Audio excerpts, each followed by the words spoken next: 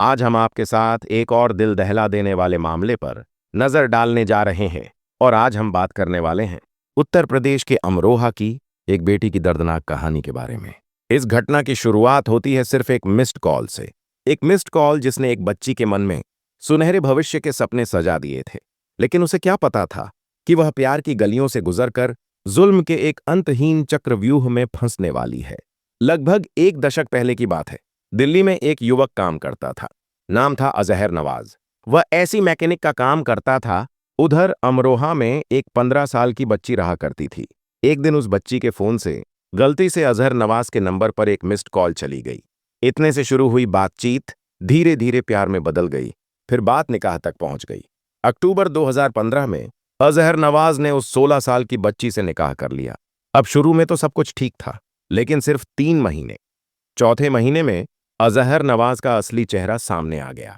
जनवरी 2016 में उसने अपनी बीवी को तलाक दे दिया। लेकिन यह तलाक आखिरी नहीं था, यह तो शुरुआत थी।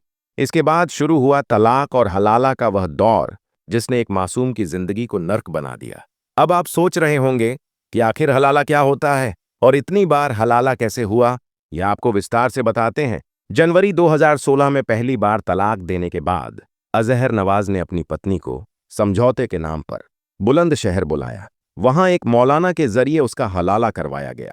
हलाला यानी एक महिला को अपने पति के पास दोबारा जाने के लिए किसी दूसरे आदमी से निकाह करना और फिर उससे तलाक लेना। यह इस्लाम में एक कुप्रथा है जिसका इस्तेमाल महिलाओं को मानसिक और शारीरिक रूप से शोषण करने के लिए किया जाता है। हलाला के बाद नवंबर 2016 में इनका दोबारा निकाह हुआ। थोड़े समय के लिए सब ठीक रहा।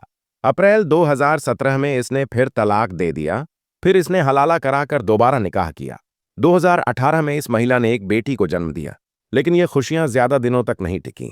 जनवरी 2021 में अजहर नवाज ने एक बार फिर अपनी बीवी को तलाक दे दिया। इस बार इद्दत की अवधि में ही उसने दूसरा निकाह भी कर लिया। यानी एक तरफ तो अपनी पहली बीवी को तलाक दी और दूसरी तरफ दूसरी शादी कर ली। अब महिला का आरोप है कि उसे दोबारा अपने पति के साथ रहने के लिए फिर से हलाला करने को मजबूर किया गया।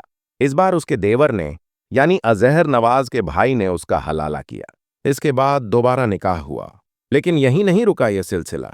महिला के साथ और भी बर्बरता हुई।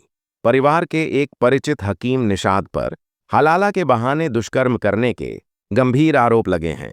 यानी जिस शरीर को पवित्र बनाने के नाम पर हलाला करवाया जा रहा था, वहीं पर शारीरिक शोषण का शिकार बनाया जा रहा था। अब आप सोच रहे होंगे कि आखिर इतनी बार तलाक और हलाला के बाद भी यह महिला चुप क्यों रही, क्यों उसने आवाज नहीं उठाई। दरअसल 2019 में मोदी सरकार ने 3 तलाक की प्रथा को पूरी तरह से खत्म कर दिया था। लेकिन कानून बनने के बाद भी कुछ लोग खुद को कानून से ऊपर समझ रहे थे। अजहर नवाज ने इस महिला को मानसिक और शारीरिक रूप से इतना तोड़ दिया था कि वह डर के मारे कुछ नहीं बोल पाती थी। उसे लगता था कि अगर उसने आवाज उठाई तो उसकी बेटी का क्या होगा, समाज क्या कहेगा। लेकिन आखिरकार हद से ज्यादा होने पर महिला टूट गई। उसने हिम्मत जुटाई और अमरोहा के सैयद नगली थाने में जाकर अपनी आपबीती सुनाई।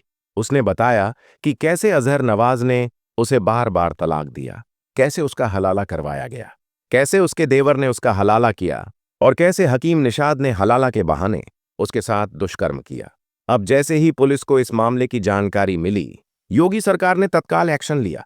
अमरोहा पुलिस ने इस मामले को गंभीरता से लेते हुए मुख्य आरोपी अजहर नवाज सहित 3 लोगों के खिलाफ मामला दर्ज किया। पुलिस ने आरोपियों की खोजबीन शुरू की। तलाश करते हुए पुलिस ने अजहर नवाज को गिरफ्तार कर लिया। उसे जेल भेज दिया गया। बाकी आरोपियों की भी तलाश की जा रही है। पुलिस ने जांच शुरू कर दी है।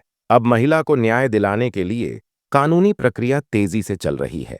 पुलिस यह भी पता लगा रही है कि इस पूरे मामले में और कौन कौन से लोग शामिल थे जिन्होंने इस मासूम के साथ ज्यादती की। दोस्तों, यह घटना सिर्फ एक महिला की आपबीती नहीं है।